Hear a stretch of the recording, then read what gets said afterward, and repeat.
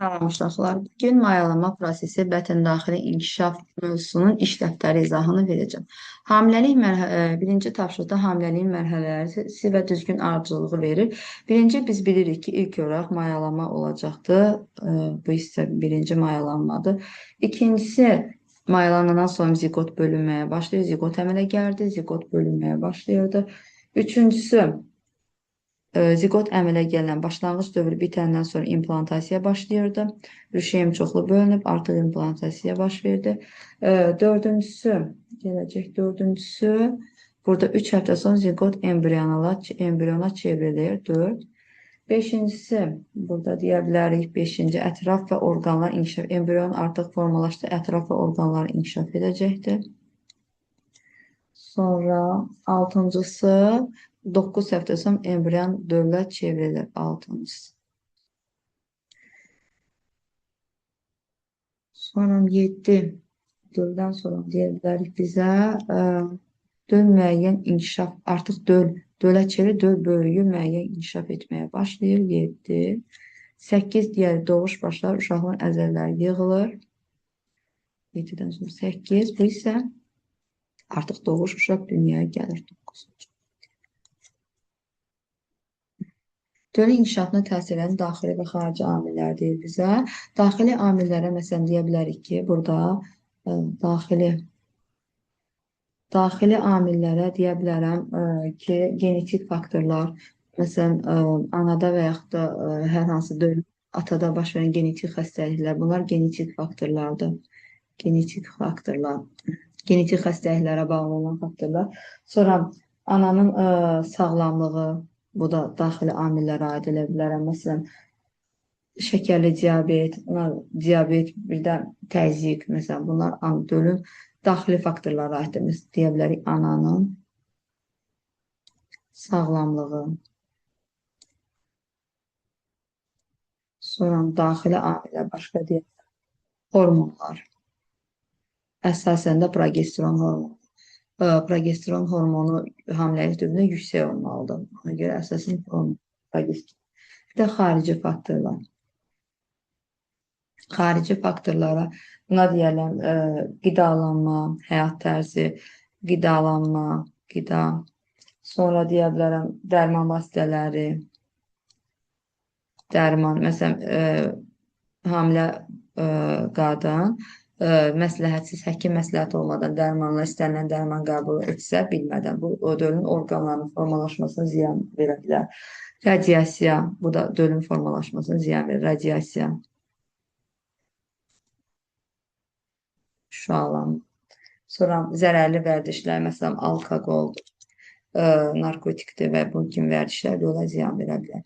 Sonra düzgün və yanlış ifadələri, işarələr. Birincində bizə deyir ki, mayalamadan sonra dərhal uşaqlıqda dölün inkişafı başlayır. Bu xeyr. Biz bilirik ki, mayalamadan sonra ziqotdur və başlanğıc dövrüdür.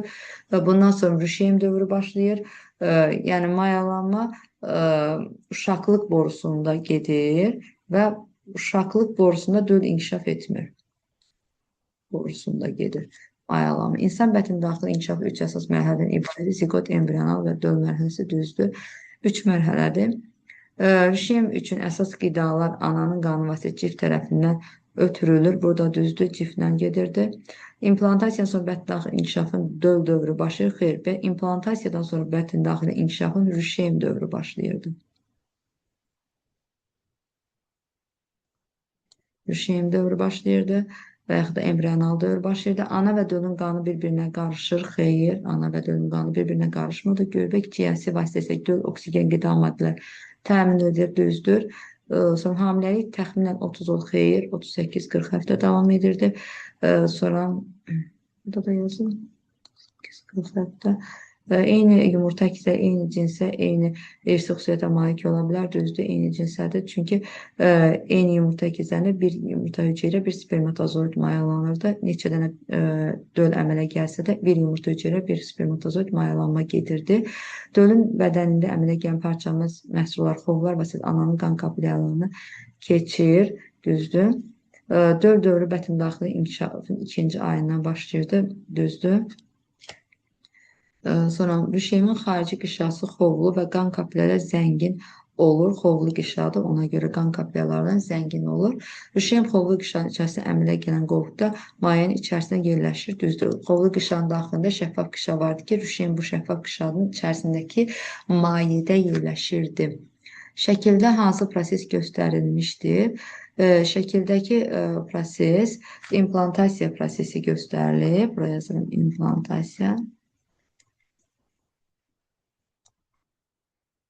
İmplantasiya nə idi? İmplantasiya çox hüceyrəli rüşeyimin uşaqlığın daxili divarına yapışması. Bu isə implantasiya prosesidir. Prosesin mahiyyəti nədən ibarətdir? Prosesin mahiyyəti rüşeyim uşaqlığın daxili divarına daxil olub möhkəmlənir və ana orqanizmdən qidalanmağa başlayır. Anadan qidalanmağa başlayır artıq. C-də deyir ki, bu proses hansı mərhələlərin başlandığını göstərir. Bu proses embrional rüşeym mərhələsinin və yaxud da embrional mərhələsinin başlandığını göstərir. Biz deyirdik ki, rüşeym mərhələsi implantasiya ilə bərabər başlayır və yaxud da embrional.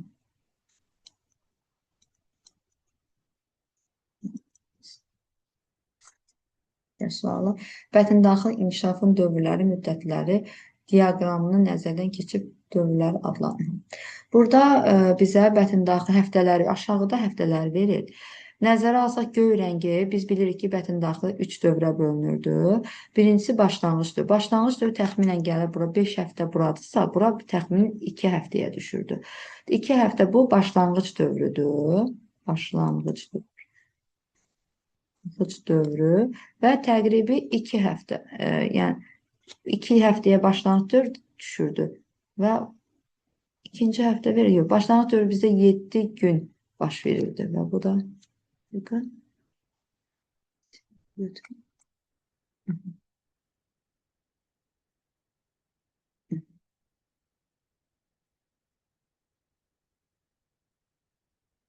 başlanğıc dövrü gəlir burada, başlanğıc dövrü göy rəng başlanğıc dövrüdür. Yaşıl rəngi götürəndə yaşıl rəng rüşeym dövrüdür.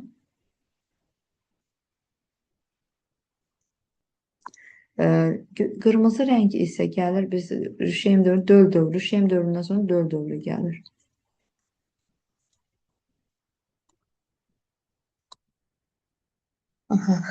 Başlanğıc dövrü 7 gün, 1 həftəni təxminən əhatə edirdi. Burada 1 həftə, 5-i bölsək, təxmini 1 həftəyə yaxşı düşər bəlkə də. 1 həftəyə, bunu 1 həftə deyə bilərik. Deməli, başlanğıc dövrü 1 həftədir ümumi. Rüşeym dövrü təxmini 8 həftə olurdu.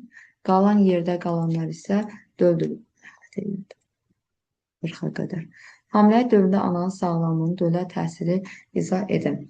Ananın sağlamlığı, məsələn, ana xəstəlik olarsa, hər hansı bir hamiləlik dövründə xəstələnərsə, məsələn, qripdir, ağır xəstəliklər keçirsə, qripdir və yaxud infeksion xəstəliklərdən keçirsə, bu dölə mənfi təsir edir. Çünki əgər ilk 3 ayında keçirilən ağır infeksion xəstəliklər dölün inkişafına, onun orqanlarının formalaşmasına, inkişafına ciddi zərər verə bilər. Bu da dölə müəyyən qüsurlar əmələ gətirə, dölün inkişafına qüsurlar əmələ gətirə bilər.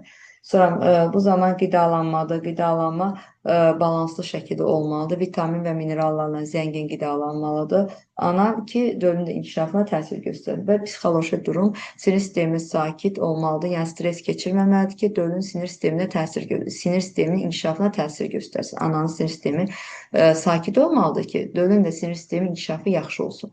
Sonra hamiləlik zamanı zərərli vərdişlər, siqaret, spirtli içkilər dövlə təsiri. Deməli, siqaret dövrdə oksigen çatışmamazlığına gətirib çıxar. Bunu yazıram. Siqaret oksigen çatışmamazlığına gətirib çıxa bilər. Oksigen çatışmamazlığına. Alkoqol, məsələn, alkoqoldan istifadə, alkoqol gətirib çıxarda bilər dövrdə. Kəllə beyin qüsuru, əqli gerilik.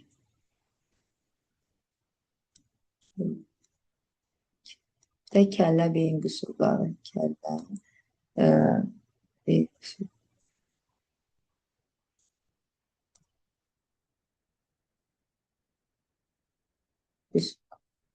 Dərman vasitələri isə dövrdə orqanların formalaşmasında pozuntular məsələn yarada bilər.